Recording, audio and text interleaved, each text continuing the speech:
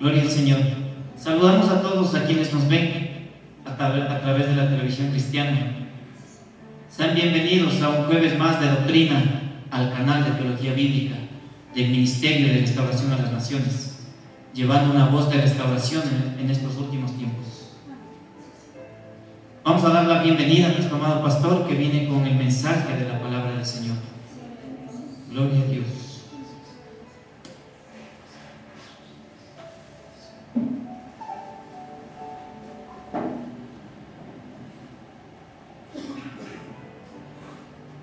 Dios bendiga a cada uno de mis hermanos. Queremos saludar también a todos los que nos ven por la televisión cristiana y también por las redes sociales a través del canal de Teología Bíblica. Sean todos muy bienvenidos al Ministerio de Restauración a las Naciones desde la nación ecuatoriana. Sean todos bienvenidos al canal de Teología Bíblica. Para mí es un honor y un gozo el poder estar presentes delante de ustedes un día más. Y el día de hoy vamos a continuar con la teología de la eclesiología, también llamada la doctrina de la iglesia, algo fundamental que todo cristiano debe de conocer. Queridas hermanas y hermanos, vamos a orar a Dios, tengan la gentileza de acompañar.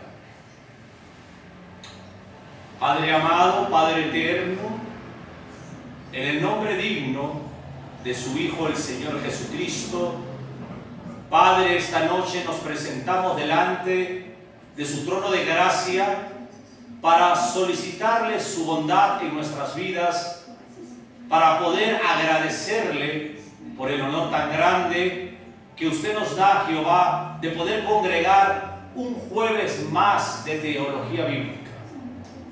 Queremos darle muchas gracias por su Hijo, nuestro Salvador y Señor, por su amado Espíritu Santo, la tercera amada persona de su trina deidad, por el honor de tener en nuestras manos y delante de nuestros ojos y presente en nuestros corazones el libro de los libros, el libro por antonomasia.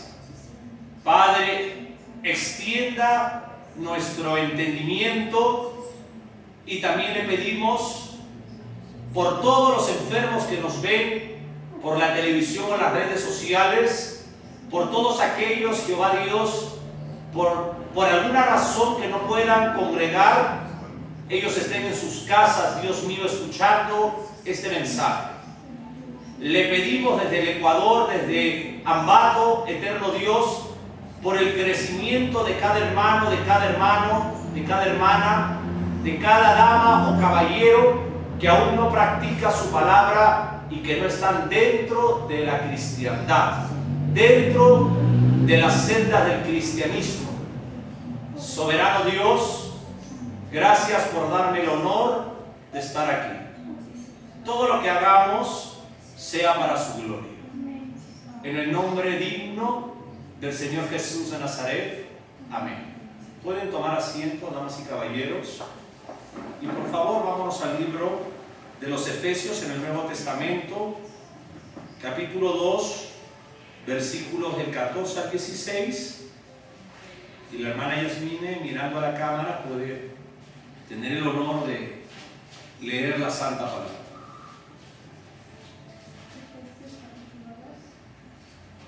Versículos 14 y 16. Amén. Leemos la palabra del Señor en el nombre del Padre, en el nombre del Hijo y en el nombre del Espíritu Santo. Efesios capítulo 2, versículos 14 al 16.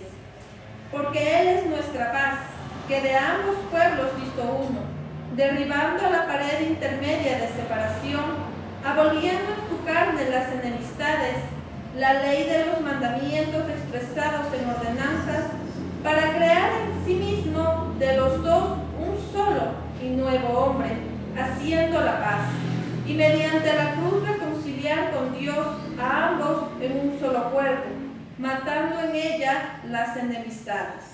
Muchas gracias, mi hermana Yasmín. Y estamos aprendiendo los jueves una doctrina fundamental que la iglesia de nuestro Señor Jesucristo debe de conocer, como también toda la Biblia. Pero muchas veces, sin despreciarnos a nosotros mismos, decimos que somos cristianos, pero no conocemos la doctrina de la iglesia. Y eso realmente muchas veces lleva a un cristiano a deambular por doctrinas que son llevadas por el viento sin timón. Muchas veces estamos yendo de congregación en congregación y determinamos no sentirnos llenos, porque realmente nos enseña la doctrina que la iglesia debe de saber. La doctrina de la eclesiología es una, la doctrina de la cristología es otra, la doctrina de la neumatología es otra, la doctrina de la escatología es otra. Son doctrinas fundamentales que nos llena y nos da el crecimiento a una oveja de lo cual necesita el alimento espiritual para tener una buena lana. Y cuando nosotros tenemos una buena lana, no tenemos por qué movernos de donde estamos. No tenemos que ser cristianos, con todo respeto, entusiastas, eufóricos o emocionales, porque realmente el estado emocional de un ser humano no debe de cambiar la palabra de Dios. La palabra de Dios en estos tiempos finales tiene que ser pura, transmitida bajo un púlpito. Tiene que ser muy santa y también debe de mirarse al pueblo que realmente actúa en esa santidad que realmente se predica. Gracias por estar acá, para mí es un honor. Quiero hablar un poquito sobre el libro de los Efesios. Siempre mayormente el canal de teología bíblica tiene mucha responsabilidad de educar. No queremos tener solamente mensajes evangelísticos, sino realmente ser maestros, educadores de la Santa Escritura. Y la epístola que el último de los apóstoles, el apóstol Pablo, le escribe a los Efesios, ¿no? Esta carta está dirigida a la iglesia que quedaba dentro de una ciudad en aquel entonces llamado Éfeso, capital de la provincia romana de Asia, Asia Menor. Cuando nosotros estudiamos la geografía bíblica, queridos hermanos, encontramos que Asia Menor, donde quedaba esta ciudad hermosa que Pablo predicaba, Efeso, queda hoy en día en Turquía moderna. Mira qué lindo estudiar la geografía bíblica.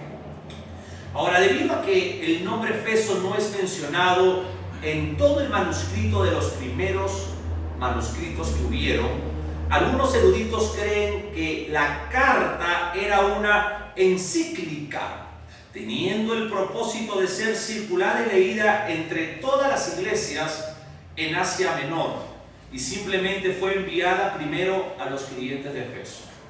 Lo que está diciendo el erudito es de que por no estar escrita en el manuscrito original el nombre de Efeso, se considera que ha sido una carta escrita también para todas las iglesias cristianas que quedaban dentro de Asia Menor, no específicamente para Efeso. Ahora, no hay indicación de que el hecho de que Pablo fue el autor sea cuestionado. Él es indicado como el autor en la salutación nada más del capítulo 1, versículo 1. Vamos a leer, a ver, el capítulo 1, versículo 1. Amén. Pablo, apóstol de Jesucristo por la voluntad de Dios, a los santos y fieles en Cristo Jesús que están en Éfeso. No hay duda de que el apóstol Pablo dejó su sello, ¿no? Como la mayoría de sus cartas escritas, él dejó su sello, dejó su huella, que él era un hombre enviado por nuestro Señor Jesucristo, era el último de los apóstoles, y él pone su nombre, ¿no? Pablo. Ahí está su salutación. Cuando hablamos, ese nombre salutación en el griego es saludo, el saludo. Ahora, dentro de los temas históricos y los temas teológicos que tiene este libro tan hermoso, que es el libro de los Efesios, los primeros 3 capítulos son teológicos, enfatizando fuertemente la doctrina del Nuevo Testamento, mientras que los últimos 3 capítulos son prácticos, y enfocan en conducta cristiana. Ahora, después de dar una pequeña introducción sobre la teología de la epístola de Pablo escrita a los Efesios dentro de la ciudad de los Efesios, quiero continuar con la enseñanza de la doctrina de la iglesia o la teología de la eclesiología. Yo hoy día quiero enfocar un poco sobre qué es la iglesia. Es un pueblo sin limitación, sin raza y sin condición. La iglesia, la muerte de nuestro Señor Jesucristo hace 20 siglos atrás, no tiene, clase social. Cualquier individuo de cualquier raza, de cualquier etnia, de cualquier nación, de cualquier cultura puede ser cristiano. Mira qué hermoso. El Señor no tiene acepción de personas. Es por eso que siempre las sillas son para el que llega, no para el que tiene. El que llega primero se sienta y el que tiene y llega último se sienta al final. Se dan cuenta porque la iglesia no está dividida por quién hermano tiene más, o quién diezma más, ofrenda más, sino por quien venga primero, gloria al Señor, se va sentando y así progresivamente, porque no debemos nunca discriminar a nadie. ¿Y qué pasaría si viene un joven todo tatuado? Viene hasta con la cara tatuada. Claro que nos impactaría, pero él tiene derecho de ser cristiano porque la iglesia del Señor Jesucristo es un pueblo sin limitación, sin raza y sin condición social. Da una alabanza al Señor.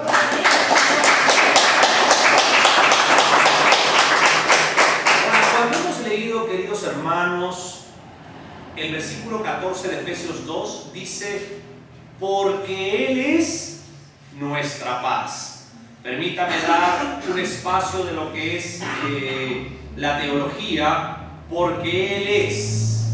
En el original es una indicación enérgica de que el Señor Jesús es la única fuente de paz para todo creyente. Vamos a leer Isaías 9:6, por favor. Isaías 9:6. Amén. Isaías capítulo 9, versículo 6. Porque un niño nos es nacido, hijo nos es dado, y el principado sobre su hombro, y se llamará su nombre admirable, consejero, Dios fuerte, Padre eterno, príncipe de paz. Gracias, mi hermana Yasmín. Hermoso versículo. Amén. Que 2700 años desde ahorita aproximadamente, el profeta Isaías, inspirado por el Espíritu Santo de Dios, escribió una profecía para el nacimiento del Señor Jesús, del Mesías, que nació en Belén. La palabra Belén viene del hebreo Betejelem, que significa casa de pan. El Señor Jesús, porque un niño nos es nacido, está hablando que 700 años después de esta escritura iba a nacer en Belén el Señor Jesús. Hijo nos es dado, iba a ser el Hijo de Dios, el Hijo del Padre. Y el principado sobre su hombro, la autoridad. Y se llamará su nombre admirable, porque todos lo van a admirar. ¿Cómo más se va a llamar? Consejero. Si queremos un consejo, hay que ir al Hijo de Dios. Dios fuerte, ahí está hablando de la segunda persona de la trinadeidad. Dios fuerte. Padre eterno, la misma esencia de Dios. El Padre, el Hijo y el Espíritu Santo, un solo Dios, príncipe de paz. Y cuando leemos el versículo 14 de Efesios dice: porque Él es nuestra paz. Y yo les dije que solamente el Señor Jesús es la fuente de paz para todo creyente. Mire qué hermosa es escudriñar la palabra. Príncipe de paz, donde Emmanuel procurará y perpetuará la paz entre las naciones del mundo. Ya voy a explicar eso. Pero el maestro Francisco Lacueva comenta, Emmanuel en el hebreo es Immanuel, con Immanuel. La preposición in es con, man. La preposición man es nosotros. Y él, Immanuel, él es Dios. De modo que si nosotros unimos estos tres componentes, se compone de tres partes. Immanuel sería con nosotros Dios. Mira qué hermoso. Y el Evangelio de Juan dice que Él habitó entre nosotros. Y el Antiguo Testamento dice con nosotros Dios. Hermanos, hay una cosa, el hombre se aproxima solidariamente a otro hombre, pero Dios en la segunda persona, Él no se aproxima al hombre, mira lo que les voy a decir, sino que Dios se aproxima al hombre, se aproxima. Nosotros solamente nos acercamos, Él no. Él se hizo hombre para morir como hombre y recibir la justicia que el hombre merecía, la muerte. Miren lo profundo que es la teología de la cristología. Se aproxima con J. En la antigua dispensación, damas y caballeros, hay un pueblo. Cuando expreso antigua dispensación, estoy expresando el pueblo del Antiguo Testamento, llamado Israel. Ese pueblo, el pueblo del Antiguo Testamento, llamado Israel, es el pueblo de Dios. Dios dice que su pueblo es Israel. El resto de los pueblos en aquel entonces, aunque indudablemente puedan ser salvos, hablo del Antiguo Testamento, indudablemente pueden ser salvos. ¿Por qué? Porque Dios salva. La Biblia dice, por ejemplo, la salvación es de Jehová. Pero aquellos pueblos que no era Israel, no eran el pueblo de Dios. El pueblo de Dios en el Antiguo Testamento solamente era Israel, los hebreos, los judíos. Pero no significa que los otros pueblos no puedan ser salvos. Dios es soberano y la soberanía, la salvación es de Jehová.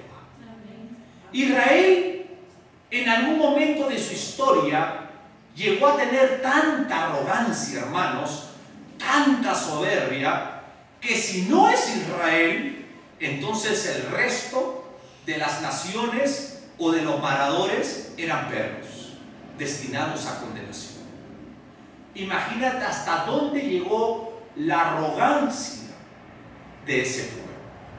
En la época de nuestro Señor Jesucristo llegaron a un fraude espiritual. ¿Y sabes por qué? Dice la historia, este pueblo se lavaba muchas veces las manos, por ejemplo, antes de comer los judíos, fariseos, porque ellos pensaban que por si acaso habían tocado a otro que no sea judío en el camino, a un gentil, mira, era mejor lavarse, porque ellos estaban condenados a ser perros. Imagínense hasta dónde llegó la arrogancia, el orgullo, la soberbia del pueblo de Israel. Ahora, en el hebreo, la palabra Mesías es la palabra Mashiach. Mira qué lindo. ¿Cómo se traduce en el castellano? ¿Cómo se usa también en el castellano? Lo usamos nosotros. En el castellano, la palabra Mesías, en el hebreo Mashiach, es la palabra el ungido. Pero también nosotros utilizamos, mira, la palabra Cristo. Y la palabra Cristo en el griego es Christos, con H y R, Christos, y significa el ungido. Por lo tanto, tanto Mashiach en hebreo como Christos en el griego, ambos significan el ungido. Mesías en el Antiguo Testamento, mira qué lindo, y Cristo significa el ungido de Dios. Ahora, el ungido es la persona que lleva el crisma, el que lleva el aceite de la unción de parte de Dios. El Mesías, nuestro Señor Jesucristo, cancela estas distinciones que hubo en la antigua dispensación. Por ejemplo, entre judíos y gentiles, nuestro Señor Jesucristo las cancela y a través del Señor Jesucristo Dios crea, mira qué lindo, un solo pueblo donde no hay razas y donde no hay limitaciones. Ahora todos tenían oportunidad de conocer a Dios. Unos y otros, todos los que creen en el Señor Jesucristo, el Mashiach, el Christos, como su Señor y Salvador, forman el único pueblo de Dios en la tierra. ¿Cuál es el único pueblo de Dios en la tierra hoy en día? La única iglesia de nuestro Señor Jesucristo. Todo el resto, las religiones y las sectas, se encuentran excluidas por disposición espiritual.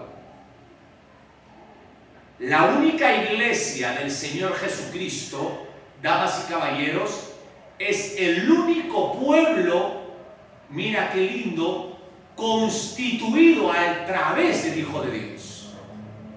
Las religiones y las sectas no forman parte del proyecto de Dios para ser salvos.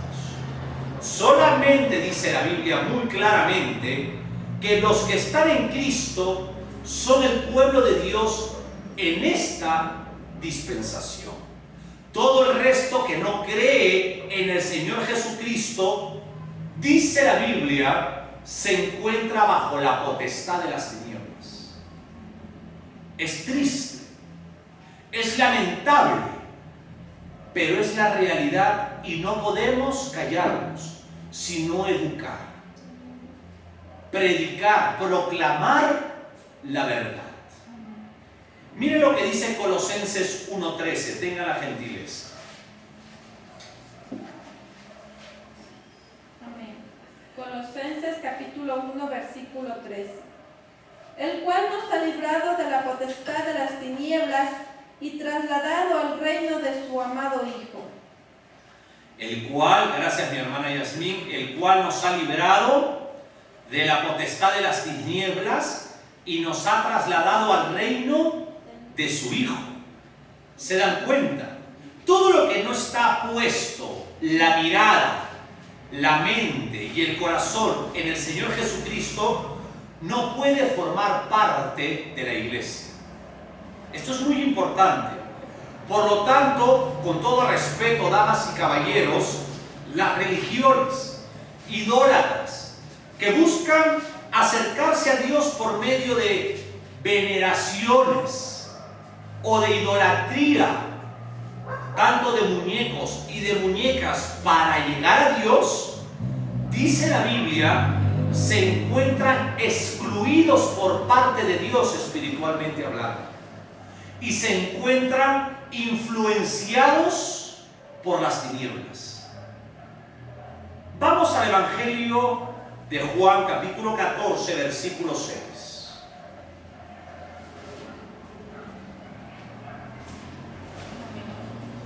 Juan capítulo 14, versículo 6. Jesús le dijo: Yo soy el camino y la verdad y la vida. Nadie viene al Padre sino por mí. Esto es muy interesante, damas y caballeros, porque el griego literal cambia inmediatamente la escritura en la lengua española, en la Reina Valera. Cuando dice acá, Jesús le dijo, yo soy el camino y la verdad y la vida, y nadie viene al Padre sino por mí, en el griego literal dice a través de mí. Si nos enfocamos a la escritura del griego, cuando el Señor Jesús dice nadie va al Padre sino a través de mí, Él está encerrando completamente, herméticamente, radicalmente todo camino imposible fuera de Él para llegar al Padre. Las profecías mesiánicas recorren en la Biblia, damas y caballeros, un largo periplo. Estoy utilizando este vocablo porque es muy exacto como ejemplo. Periplo es una palabra griega que significa que una nave se hace al mar y va tocando en los puertos, plural. Peri significa alrededor, plo, pues. Un periplo significa aquí que cada parte de la teología bíblica va tocando ahí uno o más textos o porciones, de lo cual demuestran lo mismo. Voy a seguir profundizando esta teología. El Señor Jesús dijo, por ejemplo, yo soy el camino. Esta es la sexta declaración que el Señor Jesús dijo ahí, yo soy. El Señor Jesús afirma al decir yo soy, ser Dios. Ahí estamos hablando sobre la deidad o sobre la santísima divinidad o sobre la trina deidad. Pero los que están apuntando lo pueden buscar después en el mismo Juan, capítulo 6, 35, 8, versículo 12, capítulo 17 y 9, capítulo 10, versículo 11, 25 y 15, del 1 al 5, en el mismo Evangelio de Juan. Ahora, damas y caballeros, miren qué hermoso. Las afirmaciones en la Biblia, cuando habla yo soy, en el texto griego de este versículo encontramos un total de 23 veces la afirmación significativa yo soy. Del griego yo soy ejoeimi, de nuestro Señor. En varias de estas 23 referencias se une el nombre yo soy con 7 metáforas tremendas que expresan, damas y caballeros, su relación salvadora de este hermoso nombre yo soy con el mundo. La voy a decir, por ejemplo. 7. El Señor dijo, yo soy el pan de vida. Se une su nombre con una metáfora. Yo soy el pan de vida. Yo soy la luz del mundo. Yo soy la puerta de las ovejas. Yo soy el buen pastor. Yo soy la resurrección y la vida. Yo soy el camino y la verdad y la vida. Y yo soy la vid verdadera. Y acá viene esta palabra profunda y muchas veces difícil de expresarla en nuestros labios, porque no es una palabra común, pero es una palabra muy enseñada en la teología bíblica, que es el entropomorfismo. El entropomorfismo es una palabra donde Dios muchas veces se hace notar de una expresión humana. cuando Él no es humano. Por ejemplo, cuando Él dice que paseaba en el huerto del Edén, el Dios Espíritu no se pasea, pero es una manera de que la mente de hombre pueda entender el significado de la teología que Dios quiere enseñar. Por ejemplo, cuando Dios dice que Dios tiene ojos, un Dios Espíritu no tiene ojos. Cuando dice, por ejemplo, el que ha dado oído no tendrá oído para escuchar, es el antropomorfismo. Es la palabra que significa de una expresión humana para que la mente del hombre pueda llegar a entender la enseñanza de un Dios Espíritu. En este versículo queda establecido que el Señor Jesús es el único camino para acercarse al Padre.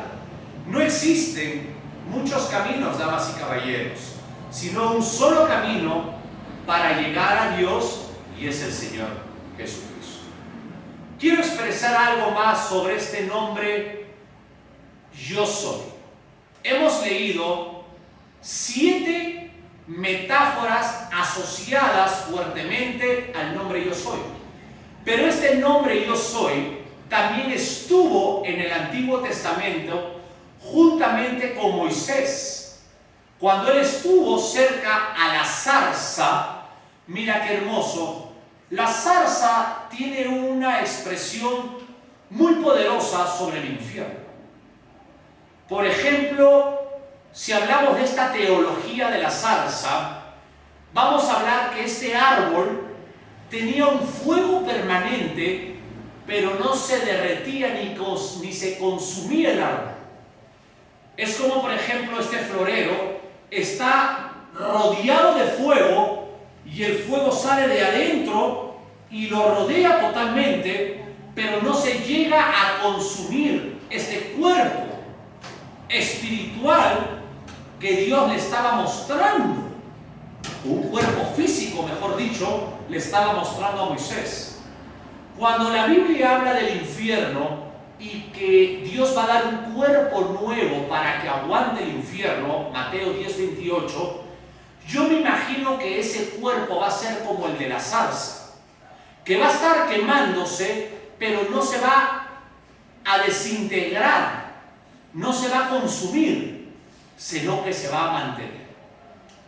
Pero siguiendo con las doctrinas bíblicas de los nombres, cuando hemos enfocado el nombre Yo Soy del Nuevo Testamento y Moisés le pidió con toda reverencia al Dios vivo y verdadero cuál era su nombre, él le dijo Yo Soy. Por lo tanto, el Yo Soy del Antiguo Testamento, Jehová, es el Yo Soy del Nuevo Testamento, el Hijo, el Señor Jesucristo. Este nombre Yo Soy del Antiguo Testamento es una conjugación verbal gramática en la gramática hebrea.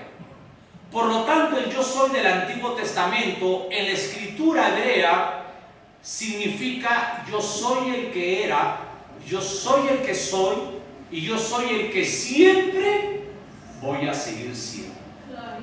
En el Nuevo Testamento, nuestro Señor Jesucristo en el libro de los Hebreos dijo: el Señor Jesucristo es el mismo de ayer, de hoy y por siempre. Ahí está confirmado entonces que la segunda persona de la Trina Deidad, el Señor Jesús de Nazaret, el Hijo de Dios, el Hijo de María, es Dios hecho carne, Dios hombre. Amén, amados hermanos. Vamos, por ejemplo, al Evangelio justamente de Juan, capítulo 10, versículo de 7 al 9. Evangelio de Juan, capítulo 10, versículos de 7 al 9. Jesús, el buen pastor. Volvió pues Jesús a decirles: de cierto os digo, yo soy la puerta de las ovejas. Todos los que antes de mí vinieron, ladrones son y salteadores, pero no los oyeron las ovejas. Yo soy la puerta. El que por mí entrare será salvo, y entrará y saldrá y hallará pastos. Gracias, mi hermana Yasmin. Ahí confirmamos cuando el Señor Jesús en el griego literal agarra y expresa radicalmente que nadie va al Padre si no es a través de mí. Él es la puerta. Es una expresión espiritual figurativa para la mente del hombre. Al decir puerta no está hablando de bisagras ni de madera, sino está hablando de una manera figurativa, espiritual, que el único camino para llegar al cielo, para tener vida eterna, solamente es el Señor Jesucristo. Miren lo que dice Lucas 13:24, damas y caballeros, y de ahí Hechos 4:12. Mi hermana Yoconda que vaya buscando Hechos 4:12. Lucas 13:24, por favor. Lucas capítulo 13, versículo 24. Esforzaos a entrar por la puerta angosta, porque os digo que muchos procurarán entrar y no podrán. ¿Se dan cuenta? Esforzados para entrar por una puerta pequeña. La puerta grande lleva a la perdición, pero la pequeña es la que lleva a la salvación. Y esa puerta es la que leímos justamente cuando hemos leído Mateo 7, 13, 14, que dice, yo soy la puerta. Y en el Evangelio de Juan dice que Él es el camino. Mira cómo se va asociando extraordinariamente el nombre del Señor Jesucristo para salvación. Lea mi hermana Hechos 4:12. Libro de Hechos, capítulo 4, versículo 12. Y en ningún otro hay salvación, porque no hay otro nombre bajo el cielo dado a los hombres en que podamos ser salvos. Gracias, mi hermana Yoconda. No hay otro nombre bajo el cielo. O sea, no es a través del pastor, no es a través del jefe religioso de alguna religión, no es a través de ninguna muñeca o muñeco, sino es a través del Señor Jesucristo. Se dan cuenta que enseñando la teología de la eclesiología, la doctrina de la iglesia, se teje otras doctrinas. Por ejemplo, acabamos de hablar de salvación. Ahí estamos hablando la teología de la soteriología o la doctrina de la salvación. Cuando nosotros escuchamos soteriología, entendemos salvación en el entendimiento español. Cuando escuchamos eclesiología, es iglesia. Cristología, Cristo. Neumatología, Espíritu Santo. Es un lenguaje teológico. Existen muchos que se autodenominan cristianos, pero en Mateo 5, donde empieza el sermón, el Señor Jesús de la montaña, el Señor va hablando de lo que es un creyente en el sermón de la montaña, las bienaventuranzas, y al final el Señor dice, hay algunos que me llaman Señor, ellos me conocen a mí, pero dice el Señor Jesús, yo nunca os conocí. Una de las cosas que tenemos que entender, que al venir a la casa de oración, que escuchar la palabra de Dios, no se trata de venir solamente para sentarnos, sino aperturar la mente y el corazón. Si uno se distrae, no va a entender nada de la Biblia, porque la Biblia no es un libro común, no es un libro de religión, es teología de Dios para el hombre. No lo enseñan en el colegio ni en la universidad, no es un máster ni un PhD.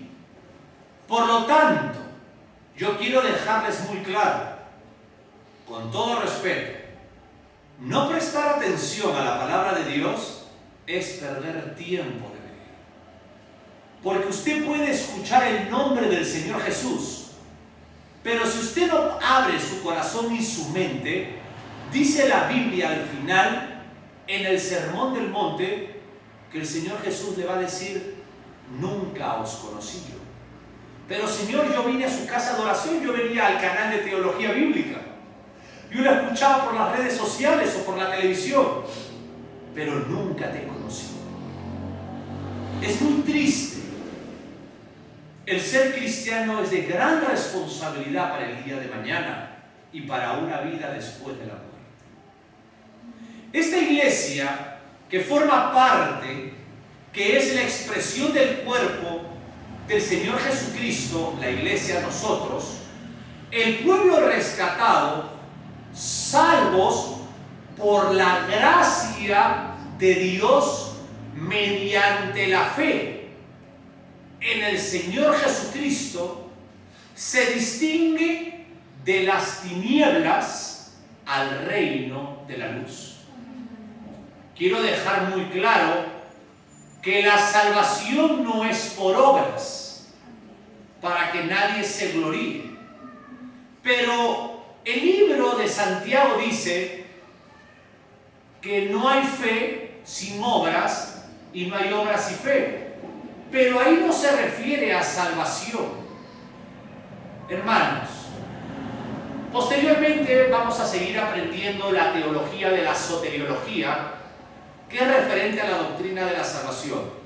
La salvación, en su doctrina teológica, es un abanico muy grande, donde encierra muchas capacidades bíblicas en la teología.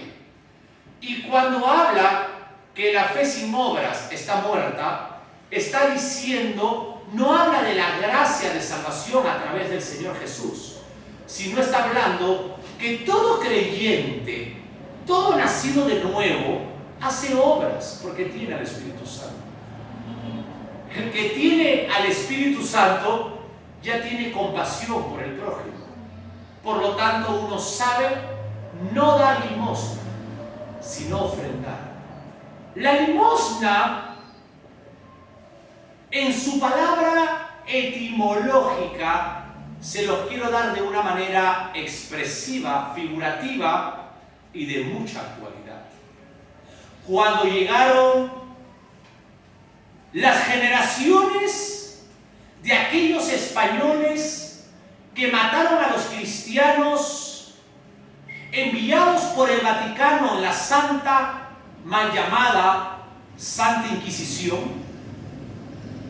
déjenme decirles algo, sus generaciones vinieron a nuestras tierras a robarle el oro a nuestros incas.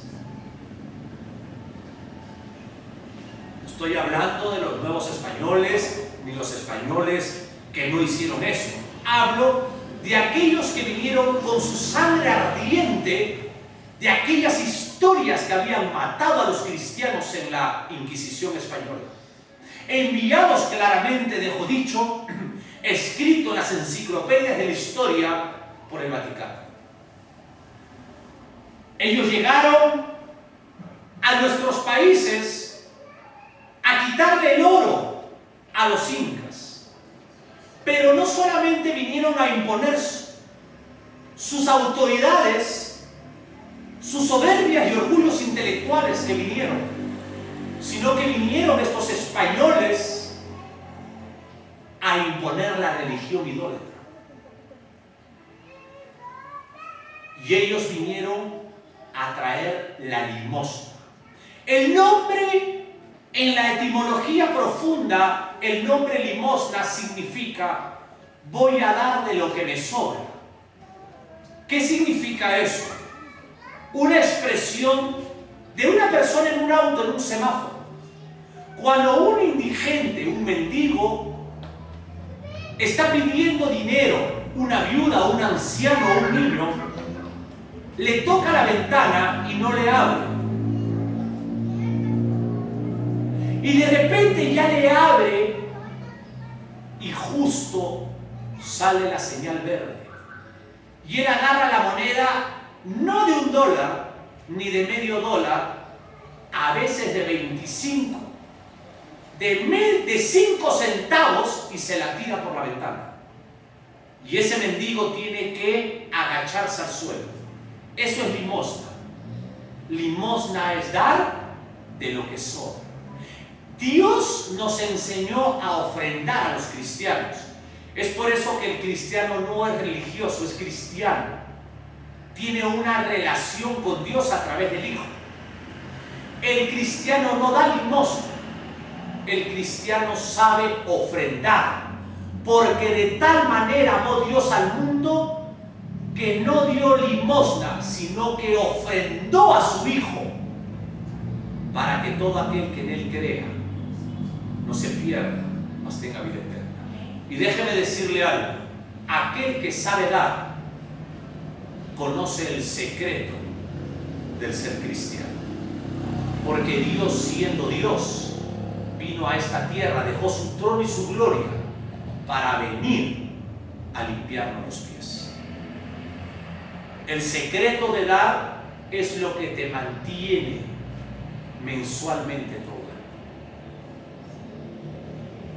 Quiero recordarles que el reino de Dios, para estar culminando, siempre ha existido en aquel pueblo que lo adore en espíritu y en verdad. El reino de Dios en el futuro será el reino milenial y será una expresión más de lo que el reino de Dios tiene. Las leyes establecidas de la ética para el reino milenial futuro, en Mateo capítulo 5, 6 y capítulo 7, son las leyes de la ética para el reino del tiempo presente.